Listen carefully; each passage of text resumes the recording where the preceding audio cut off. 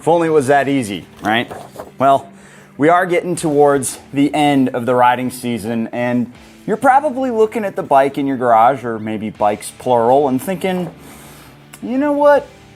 It's time for you to go on to greener pastures so that I can go on to greener pastures and get that new shiny toy that they're about to unveil at EICMA next month. And there's a handful of ways you can go about selling your motorcycle. You can offer it to a dealership, you can put it up for consignment, but if you want to make the most money out of your motorcycle, the best way to do that is to actually sell it yourself. And this is how I go about selling my bikes so I can get the most cash for them.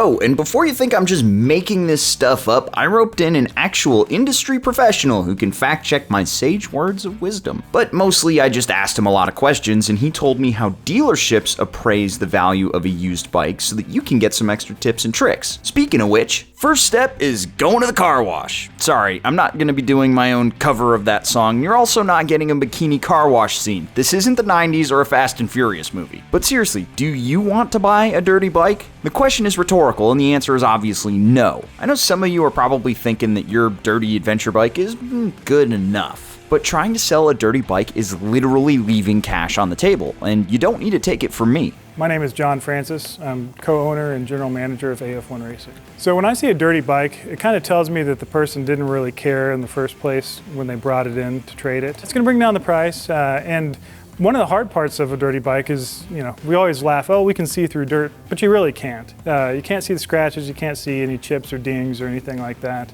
And we're not going to go back and wash a bike just to evaluate it. We're just going to assume that it's got scratches and dings.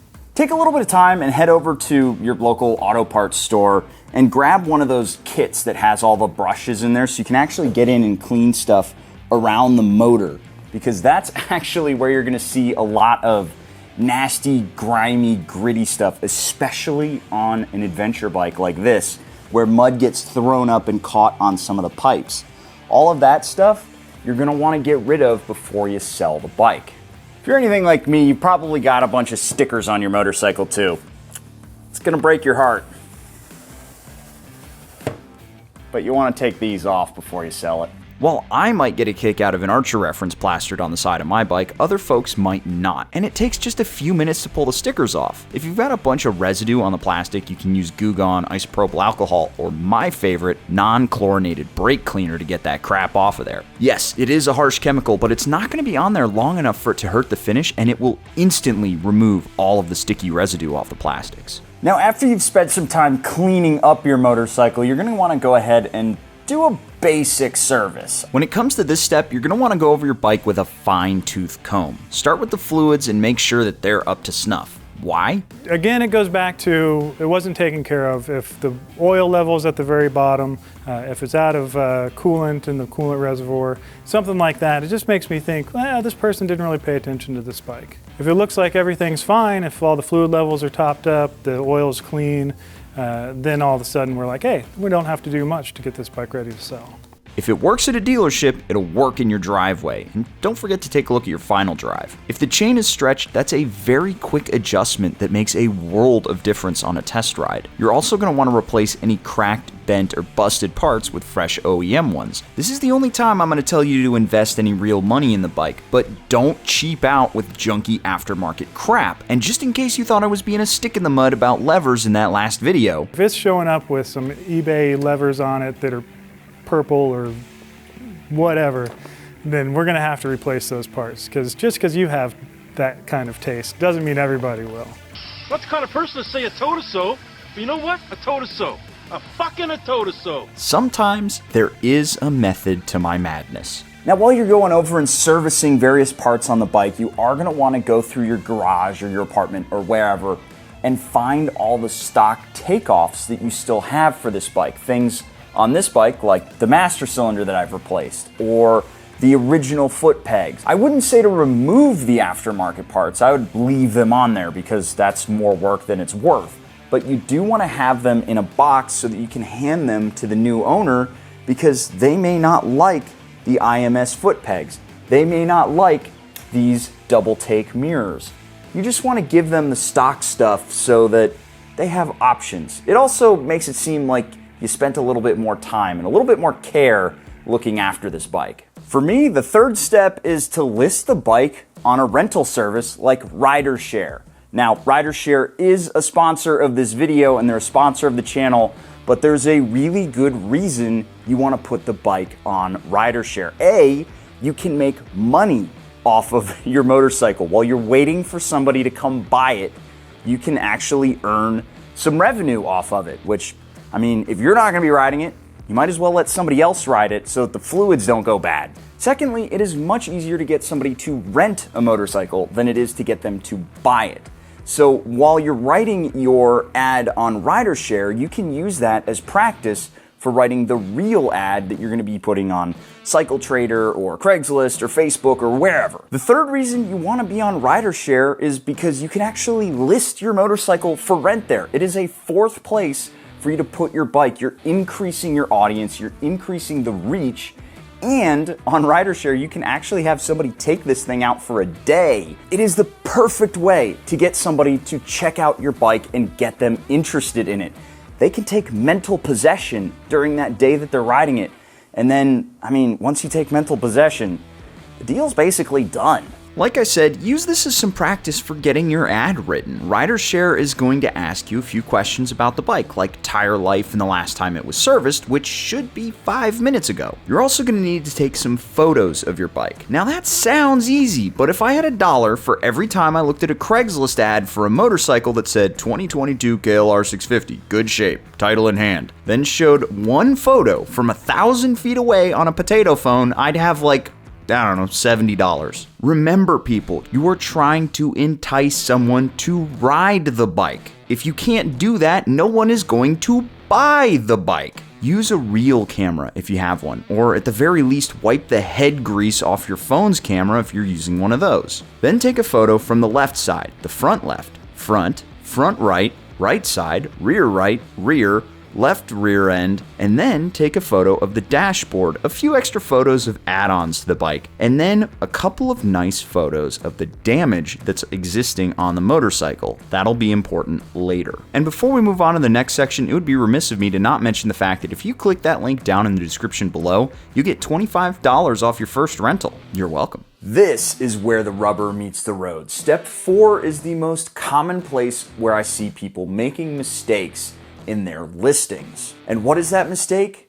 Writing a bad listing. That's why I said use the RiderShare ad as your first draft. Take everything that you wrote in your RiderShare listing and then professionalize it for Cycle Trader or Facebook or Craigslist or wherever else you're going to list it. For this part, be smart. Use grown-up words, spell check yourself, and don't say stuff like, "No low balls, I know what I got." That just makes you sound like an asshole. Oh, and that reminds me. Remember how I said that photos of the damage will be important later? Well, it's officially later, and we're going to use a little maneuver that lawyers call drawing the sting. If your bike has damage, own up to it, show it off, and be honest. That way, when someone rolls up to check out the bike and they see that it has a little bit of damage on it, they don't get pissed and try to knock off $500 because it's not as described in the ad. If you show off the blemishes as they are and price accordingly, there's a lot less for a prospective buyer to nickel and dime you over.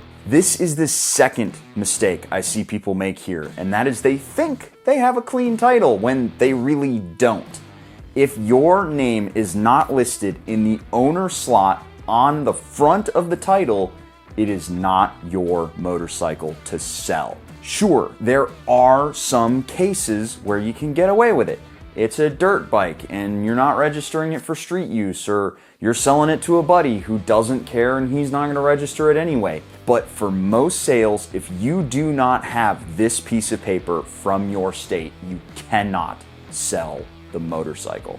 But maybe you think I'm just being dramatic about this stuff, or maybe on the title it still says the previous owner's name, but they signed it on the back here, but they didn't fill out any of the sale information. So I can just go ahead and hand this to the next guy and he can fill it out, right? They call it a skip title transfer, where you know, you go buy a bike and then you never put it in your name. You ride it for a year or whatever, or until the registration runs out or longer, and then you'd go and sell it again. We see it all the time. Yeah, we see people come in and they're like, oh yeah, I bought it from this other dude, and then I never put it in my name, and I just wrote it, and now it's time to move on. I'm like, man, you can go down and go ahead and pay the taxes and register it, and then I can touch it. But until then, So legally, they can't sell it, you know, until they put it in their name. There's also bonded titles. Bonded titles, they're a whole ball of wax, and they do have an unfortunate stigma against them. I won't touch anything with a bonded title because it's just too much of a headache. When trying to handle title work, paperwork, and everything else and working with a bonded title, I just don't want to touch it. I personally have sold bonded title bikes, and I got $4,500 for my bonded title DRZ. That being said, a meticulous buyer or somebody who's a little sketchy about anything that isn't a truly clean blue title, they may walk away from it. So make sure before you try to post the bike for sale, you have a clean title. The last thing, and yes, my shirt is different. Sometimes it takes multiple days to film a video. Don't get on my case. The last thing I wanted to mention is make sure that when you're pricing your motorcycle, you actually do a little bit of research, because a lot of people tend to get completely silly with their asking prices. I've seen Teneres going for basically MSRP with just a couple of mods. That is absolutely insane. Make sure you look at what dealers are selling used bikes for. Compare the mods that you have on your bike, knowing that they don't actually increase the value. Compare year and mileage, and then give your best guess. For example, I have seen the KLR 650 Gen 3 Adventure Tier without ABS going for anywhere from 8,000 bucks to like 4,800 with a lot of miles. Mine is relatively low miles, but it has been a little bit beat up, but it also has all of the mods that any adventure rider would want. I've also done the Thermobob and the Doohickey, which are two must-do mods, so that saves the next owner a lot of trouble. As such, I decided to price my bike at $5,500, which I think is more than fair for that motorcycle. I also have in my head a number that I think is the absolute floor.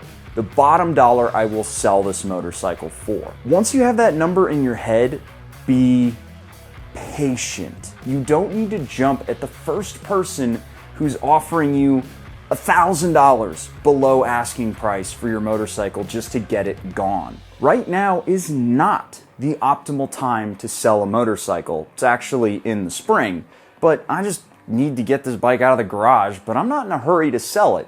So I can wait for somebody to come by and pay me $5,500 or thereabouts. At the end of the day, patience is what's going to determine how much you actually get out of that motorcycle. Because again, you can just give it to a dealership for 3,000 bucks and have it gone tomorrow. Or you could wait for the right buyer and get the money that you want. And there you have it. Let me know your thoughts and how you go about selling your own motorcycles down below. While you're there, don't forget to check out RiderShare and get yourself $25 off your first rental. I'll catch you guys in the next one. See you later.